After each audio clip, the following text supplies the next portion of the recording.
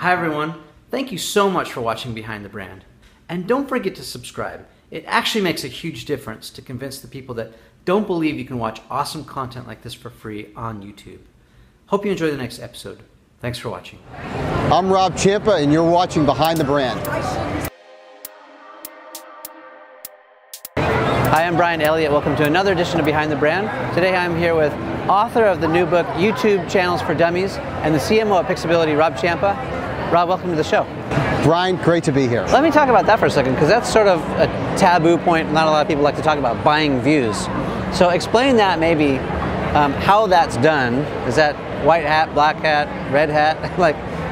Is that through the YouTube platform, like the ad buy? Like, how does that work, and what do you recommend? Well, you can always buy views, okay, and the platforms will allow that. And it's incumbent upon, whether it's the brand or the agency to say, what do the views do for me? Let me give an example. Yeah. So several years back, there was an East Coast bank serving a market from Washington, D.C. up to Boston. They were looking for middle to upper middle class clientele. And they decided they had a very, very innovative person in charge. So what that person did, it's like, I want to reach my audience with video.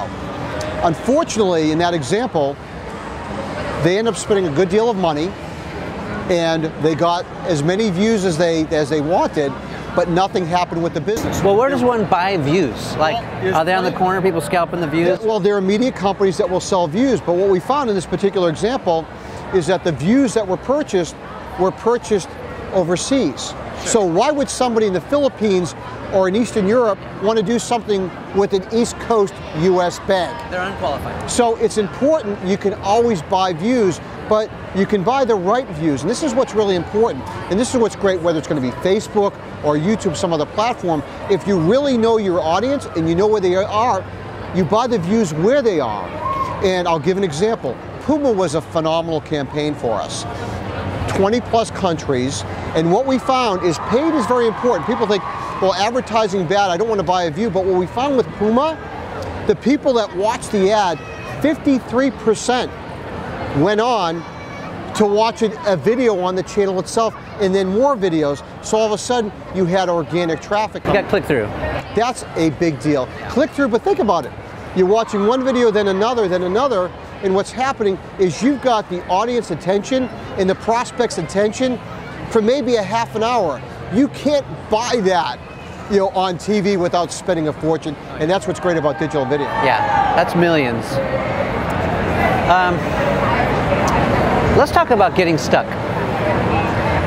What do you think gets people stuck? Now let's talk maybe creator, or let's get more of the entrepreneur, because 99 out of 100 of these companies that start, or people that start something, it just dies on the vine, What do you think is getting people stuck? You wrote this book, YouTube for Dummies.